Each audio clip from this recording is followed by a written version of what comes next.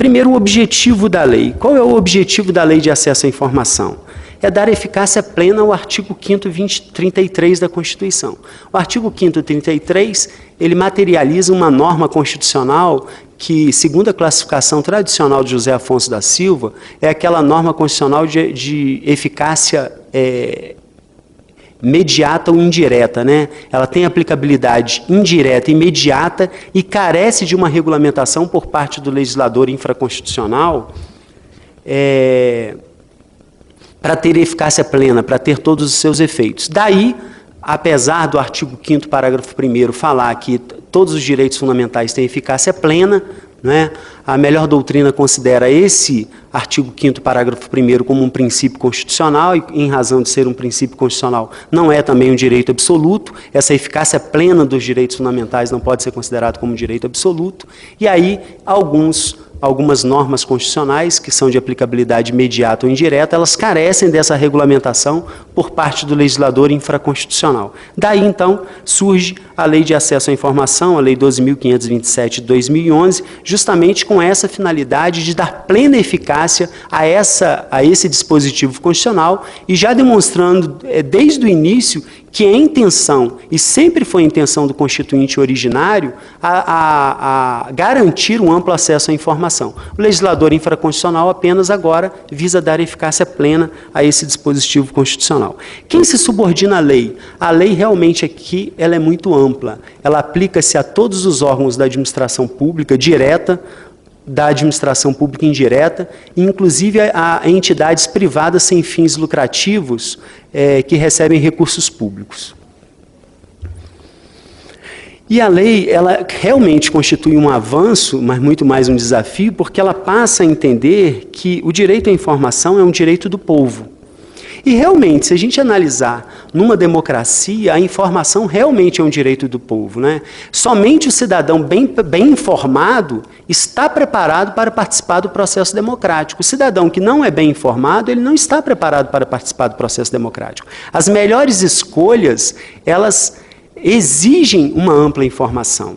Não é? Por outro lado, também, a informação como direito do povo é interessante, porque somente o amplo acesso à informação é que vai garantir uma confiança do povo em seus governantes. E numa democracia, essa palavra confiança ela é super importante. O povo precisa confiar que os seus governantes estão exercendo poder, não é? Visando atender os interesses do povo. E é a informação, a liberdade de informação ampla, que vai levar todas essas informações à sociedade em geral. A sociedade só vai ter amplo acesso à informação do que está acontecendo com os agentes políticos, com os servidores públicos em geral, através de uma liberdade de informação. É a imprensa, não é? E o próprio Estado que fazem essa informação chegar ao conhecimento do grande público. Agora, o Estado passa a ter o dever de informar. Agora, esse dever ele é muito mais sério do que se pensa, porque a informação aqui ela tem que ser clara e efetiva. Eu analisei um exemplo aqui da Constituição, que é o artigo 212. O artigo 212 da Constituição, só a título de exemplo, ele determina que a União invista, no mínimo, 18% em educação. E os estados, Distrito Federal e municípios, 25% das receitas obtidas a partir dos impostos. Nesse caso, os entes federativos terão que informar, primeiro, quanto receberam de impostos, de forma clara, de forma que façam com que o cidadão possa entender essa informação. Quanto que o Estado recebeu de imposto? A partir disso, quanto que o Estado investiu em educação? E depois de saber quanto que o Estado recebeu de imposto, quanto que o Estado investiu em educação, ele ainda tem que cumprir uma outra meta constitucional traçada no artigo 208 da Constituição. Lá no artigo 208, a Constituição diz que, como meta prioritária, o Estado tem que traçar a educação fundamental. E aí, então, o próprio Constituinte originário já escolheu o fim, já escolheu que, entre os recursos recebidos, o recurso deve ser aplicado prioritariamente na educação fundamental. Então, essa informação, direito à informação, eu penso que tem que ser clara e de forma muito efetiva. Nesse exemplo concreto, quanto que o Estado recebeu de imposto, quanto que investiu em educação, se esse investimento atende ao dispositivo constitucional, demonstrar isso de forma bem clara, e depois, se o Constituinte já traçou uma meta no setor de educação, se o Estado está cumprindo essa meta traçada no artigo 208 da Constituição. De forma que, para atender todas essas exigências, eu acho que o Estado realmente vai ter que se estruturar para aplicar a Lei de Acesso à Informação Pública, porque vão surgir muitas demandas, né, muitos pedidos de informação a partir do momento que essa lei entrar em vigor. E eu também entendo que há uma incoerência na lei e que precisa ser observada, que é a contradição existente entre os artigos 3º, que diz que a informação pública é regra, né, o acesso à informação pública é regra, e o artigo 31 e seguintes, que trata da restrição do acesso à informação, quando essa informação relacionar-se com assuntos de interesse privado, relacionar-se com intimidade, vida privada, honra ou imagem de alguém. Então, no meu entender, a lei ela acaba cometendo o mesmo pecado da nossa jurisprudência pátria. Por quê? Porque ela entende que a liberdade de informação, no artigo 3º, é regra, mas depois no artigo 31 e seguintes ela diz que o acesso à informação, se relacionado com direito à privacidade, intimidade, honra e imagem, deve ser restringido. Agora eu pergunto a vocês o seguinte: e se uma informação relacionada à privacidade, à intimidade, à honra, à imagem de alguém, se nessa informação tiver interesse público, como fica a situação? A informação vai ser regra ou a informação vai ser exceção? Porque a lei ela diz que, neste caso, a informação pode ser aplicada, mas seria uma exceção à regra geral, que é a preservação da intimidade ou da privacidade. Eu acho que, em regra, e sempre, deve ser observada a liberdade de informação da forma mais ampla possível. Se existir interesse público, a gente realmente tem um conflito entre dois princípios constitucionais. Porque se existir um interesse público entre uma informação versus os direitos da personalidade, a gente realmente vai ter um conflito. Mas eu acho que o conflito, diante desse conflito, a solução deve ser pela aplicação da liberdade de informação. A liberdade de informação, enquanto existente o interesse público, ela deve vigorar como regra. E aí o ônus argumentativo é de quem nega a informação, e não de quem pede a informação. Se você pede uma informação de interesse público ao Estado, basta apenas você mostrar ao Estado que naquela informação existe um interesse público. Se aquela informação também for objeto de restrição em razão de intimidade, honra, imagem, havendo interesse público, eu acho que deve prevalecer a liberdade de expressão como regra, não como exceção, como quis colocar o legislador. Agora, uma outra coisa interessante também é apontar quando é que existe interesse público. Né? A gente está falando aqui que a liberdade de expressão deve ser tutelada de forma heterogênea, sendo protegida mais intensamente quando relacionado com assuntos de interesse público. Agora, quando que há esse interesse público? Primeiramente, eu acho que interesse público não pode ser resolvido em abstrato. Vai depender de cada caso concreto, da análise de todas as circunstâncias do caso concreto, para então verificar se existe naquela informação interesse público ou não.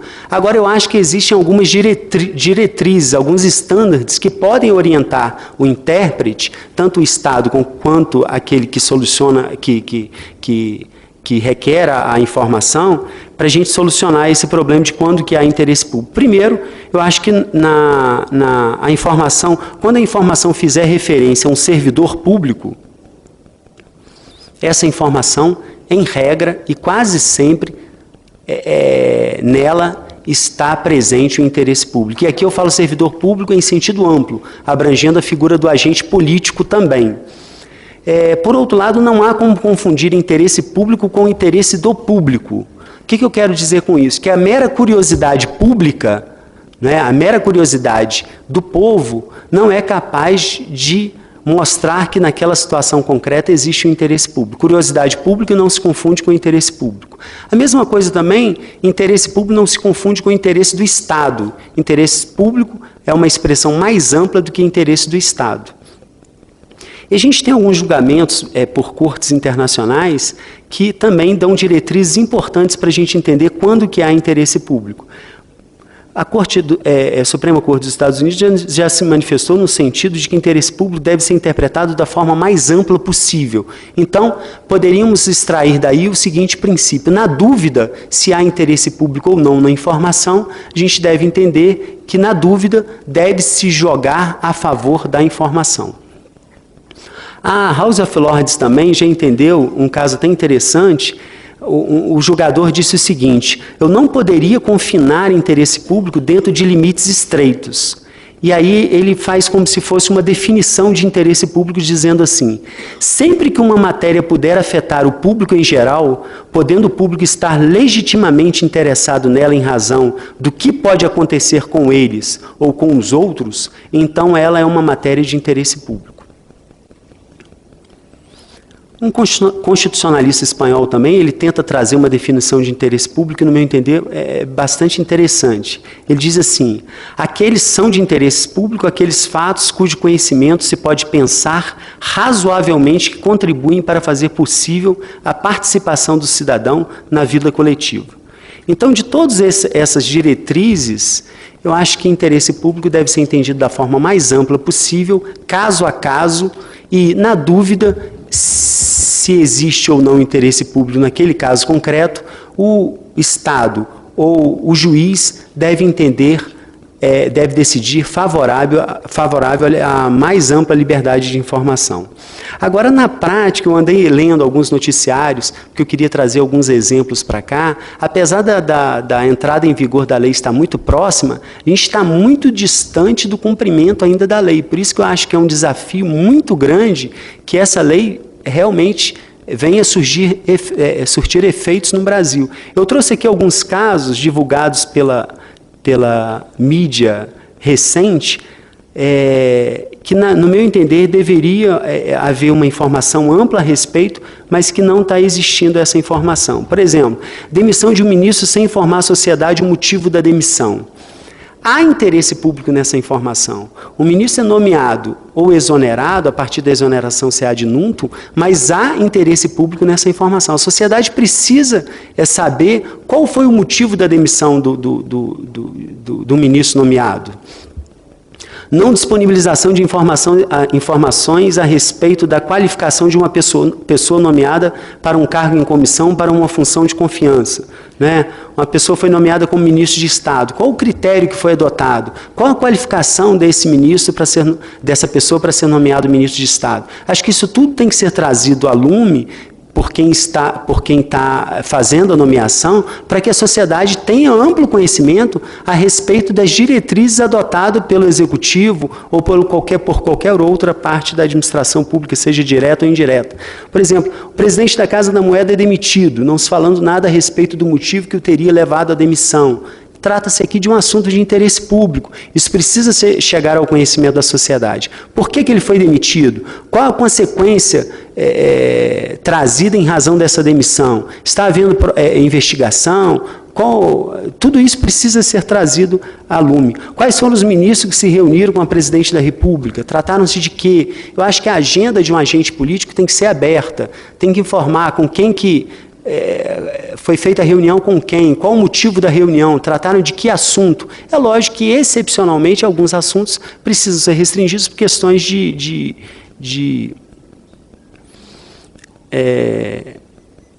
políticas e sigilosas que não podem ser, né, questões de segurança nacional e etc., isso realmente não pode ser revelado. Mas, em regra, a agenda de um presidente da República, de um presidente de um tribunal, isso tem que estar aberto ao público.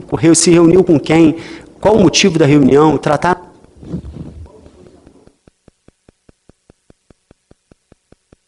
a reunião, as metas traçadas foram realmente alcançadas, tudo isso tem que ser de acesso ao público.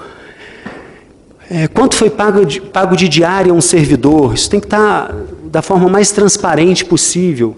Qual o verdadeiro salário de um policial no estado do Rio de Janeiro? Tem um jornalista que fez uma investigação para saber quanto ganha um policial militar no estado do Rio de Janeiro e não conseguiu saber, porque existem várias formas de compensação financeira que ele realmente não conseguiu saber o salário de um policial militar no estado do Rio de Janeiro. Isso eu acho que precisa estar divulgado da forma mais ampla e transparente possível, de forma que qualquer um de nós que queira acesso a essa informação, basta lá acessar a internet e ter acesso à informação.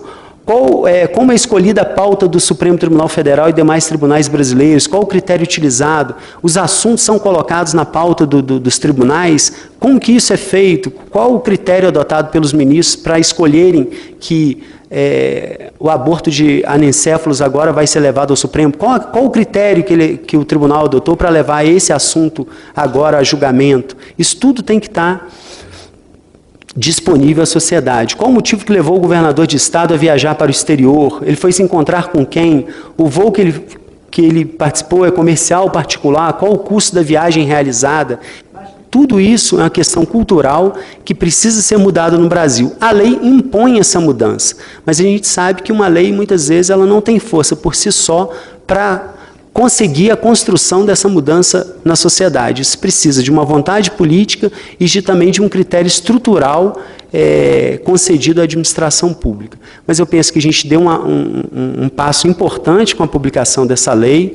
Agora, a publicação das informações é regra, o sigilo é exceção, isso é uma cultura. Eu, na Procuradoria da República, é interessante que alguém, quando solicita uma informação sobre um procedimento administrativo, eu percebo que é cultural. Os servidores, muitas vezes, não querem dar acesso àquele procedimento aos advogados. E é natural que seja assim, porque quando você amplia, concede a informação, você fica muito mais exposto, sujeito à responsabilização civil, criminal e etc. Mas a lei, realmente, ela parece que ela já tomou uma decisão e já adotou uma postura, e essa postura é favorável à ampla informação, e parece que agora todos os órgãos da administração pública, seja da administração pública direta ou indireta, realmente terão que mudar essa cultura jurídica de que o sigilo de que o sigilo faz parte da regra e a informação é exceção. Bom, essas são as minhas ponderações. Eu procurei comentar algumas coisas que eu considero importantes. E volto a dizer, depois de estudar liberdade de expressão e liberdade de informação, eu acho que essa lei ela é muito mais um desafio do que uma conquista. Ela vai ter que ser aplicada no dia a dia e várias medidas